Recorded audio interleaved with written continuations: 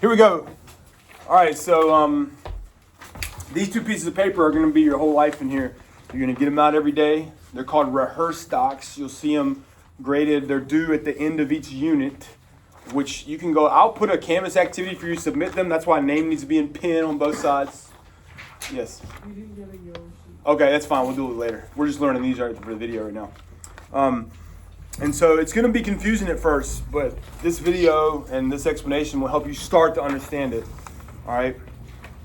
Start with this side over here with the CED boxes.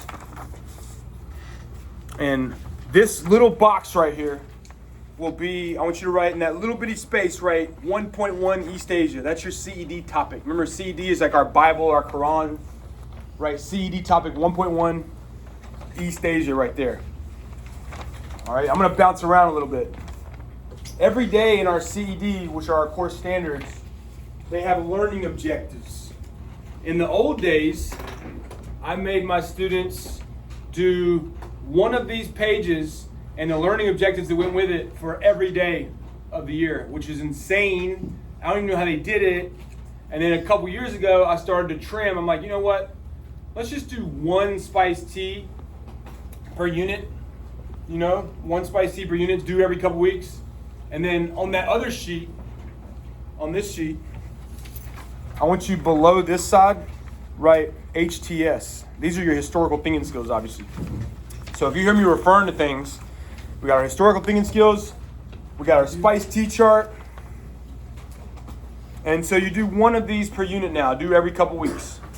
This year, I'm making a new experiment because I promised my students I'll keep trimming, then do the minimum work possible to get good scores because I'd rather you be happy and be bought in. So even though this girl, she's wrote like insane right here, an insane amount. This year, I'm like, you know what? I want quality over quantity. So I'm looking for like, this is all of Unit 1. This is the way you have to think about the class though. You have to think in terms of HTSs and spiced teas to answer the questions in May. I'm looking for like the 5 to 8 just gold star good ones. And no longer am I looking for like necessarily quantity effort here. It's like if they're good. So I still want you to start off writing small though. Start off writing small because if you have time, hey, why not add more? That'll guarantee you get 100 because I'm a sucker for effort. It'll guarantee you get 100. But this year, it's totally okay if you feel confident about your like 5 to 7 good ones, then you can leave the rest of this blank. But start off writing small. Don't write big like a Chick-fil-A cow holding a crayon like this. All right, that'll annoy me. Start off writing small, and this is like gold star similarity and gold star difference. Let me show you how I like when you word them. There's really 2 ways you can do this. So let me go ahead and help you. I want to see everybody write a tiny little bullet right here. Tiny little bullet. A massive Unit 1 difference is China is super strong and centralized gov, whereas Japan is super broken up and fragmented. So let's see that as like a bullet. That's a huge difference. Massive difference, huh? Write it the best you can. Put it in your own words. I'm not going to be there with you on May 7th. Something gov? Yeah, What did he say? Yeah. Yes, China, big, strong, centralized government. Japan, all busted up into a bunch of tiny little kingdoms. I don't care which words you use, just capture that essence in a bullet. China, big, strong, central gov. And now watch, that's one way to put a bullet.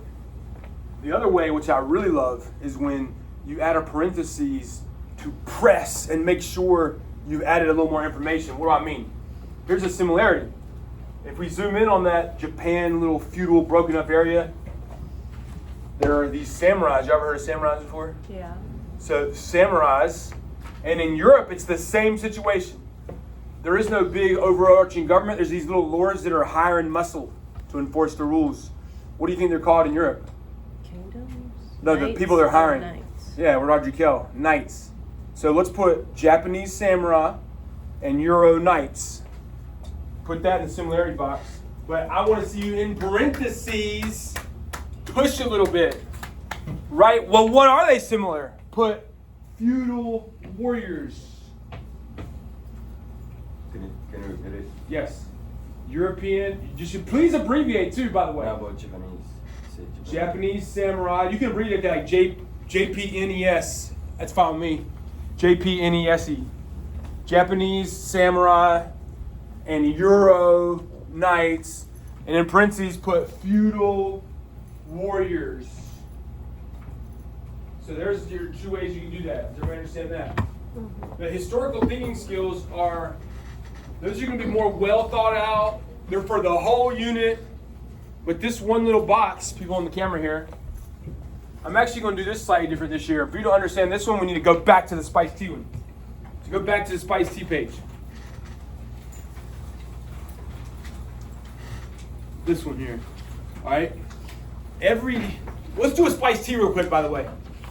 And once again, this year, if you have good ones, some letters will be filled more than others. I'm not going to necessarily make you fill up the whole box as long as you write small. I'd rather you write small and leave some space than to write really big and be like, I filled it up.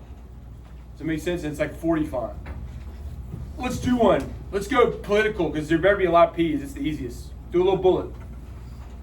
We're going to learn about the civil service exam today. I don't care if you abbreviate, as long as I can tell what it is. Civ Serv exam. Civ Serv exam. The Spice Tea, I also am a sucker for parentheses. Can you expand on that? Maybe even use that as like the lubricant to put it into that category. Because we could use civil service exam in other categories. We could use Confucianism in every Spice Tea letter. But in parentheses, since we put it in the P, let's say, had to pass to work for Chinese gov or bureaucracy. I'd rather you put bureaucracy, but if you don't know what that means, put gov. Had to pass to work for Chinese. See what we put in the parentheses? So by the time you're done with the unit, you have Spice Teas and historical thinking skills. You have all these like fluid bullet points that are just like, hey, you know what Unit 1 is about, and you think about it in the way they're going to ask questions in May. Yeah. Can we put one thing and multiple things in? I would love for you to do that. I would love for you to put Confucianism and try to fit it into all of them. Like, because they use Confucianism. Heck, let's do it right now. Write Confucianism in political. How do I lubricate it to fit into the political box? That's what they put on the test. The test to work for the government was based on Confucianism. Bam! How can I put it in the S box? Patriarchy. Woo! I would love to see Confucianism scattered through it. Because in May, that's what they're going to ask you. The people who get 4s and 5s are Jedi BSers, Jedi lubricators. All right? Now, back to the learning objectives. We're almost done with this install. Every day, when I used to make my students do this whole packet, think about this before you complain about anything. I hope some old students hear this too. I also made them do the vocab, and I made them do every word. It was 5 pages, that vocab packet. I don't even make you do that anymore. That's only like if I need a sub or, long term, I'd be out or something. I don't know. But it's a good little thing to do. It's good. I like it, but I'm not going to make you do it anymore. No more vocab, unless I tell you to. All right? This used to be a packet, 1 per day. And there's 1 to 4 learning objectives for each day, and they had to do all of them for that day. Count how many is on there now. How many learning objectives? Flip it over to the other side. Count. How many? There's only 12 spots. So like today, here's your CD learning objectives. There's 3 of them today. Like, there's going to be like 30 or 40 per unit, but you only do 12 now. And that makes me hurt on the inside because these learning objectives are where the questions come from in May. Like they literally, when they sit down to make the test, they're like, give me, let's do an SAQ that's got, that represents 1.1b. And so they'll sit there and be like, explain one effect of Chinese cultural traditions on East Asia over time. Like that's how they make the questions. So it pains me not to make you do all of them, but y'all are probably happy about that, right? But understand that Spice Tea chart to the right over there, you're going to do 12 from the unit. Don't burn them all in one spot. Like I'd rather see you do maybe do 1 from 1.1, 1 from 1.2. Go all the way through, see how many spaces you have left, and start over. Now do the second one from 1.1. Does that make sense how this is going to work? I still want to reach out and touch these though. And here's where this box comes into play. I still want to reach out and touch these. So in this box, I want you to divide it into 3 areas because there's 3 of them today. And please abbreviate. They all have Chinese in them. Put gov, cult, and tech maybe, innovation tech. So So I want us to still be on the lookout for these. We're still going to reach out and touch them each day in these boxes. So divide that into three areas. And now these boxes, when you turn this in, will be the least developed and the sloppiest. This is like a basket to like gather stuff. Let's do it right now. So under the gov one, do another little bullet and write bureaucracy. I want you to abbreviate. What does bureaucracy short for? Bureaucracy. Put CS exam. Little sloppy bullets underneath. I'm just gathering baskets of berries. Some berries will be rotten. Some of this might even be wrong. I don't care. Gather. Little sloppy notes to yourself. Organized by the CED topics. And then later you can look at those. And when you're trying to do your more official HTS spiced tea stuff, you can be like, I can take this little berries and then bake a pie. It's like a more well done product right here. Does that make sense to you?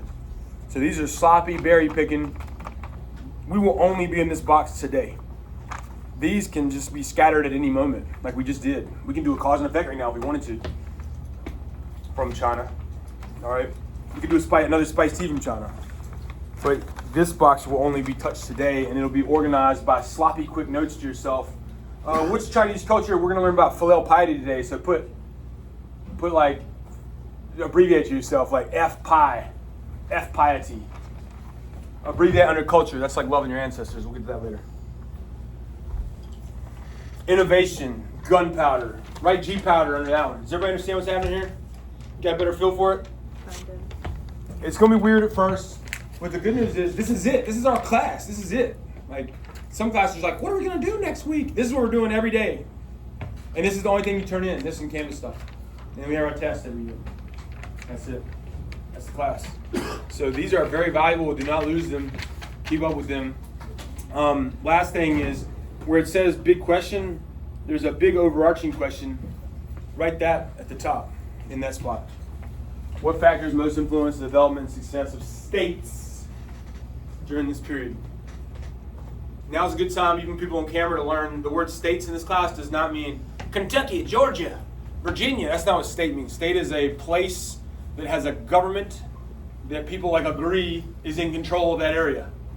It's like the Song Dynasty is a state. The United States is a state. France is a state. Kentucky is a state also. It's got its own government. But don't be like, I don't know any states in China. It's just government. Big. All right, I think we're good with the video. Let me think before I end it. Does anybody, maybe if y'all have a glaring question, the people on the camera might too. Yeah. Which thing? The green stuff? Does anybody have another glaring question that, like, maybe by me answering it to help people on camera as well?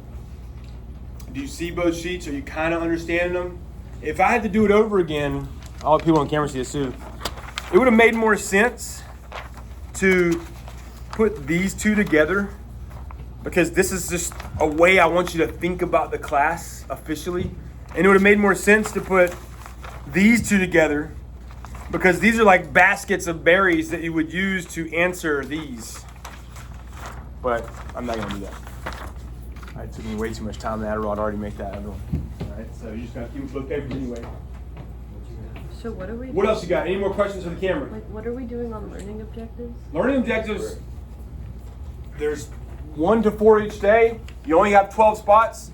So whenever you turn that in at the end of the unit, it makes me sad, but you're just going to pick 12 learning objectives from Unit 1 and answer them fully. Like, I want it really thought out, and I kind of want a lot written for this.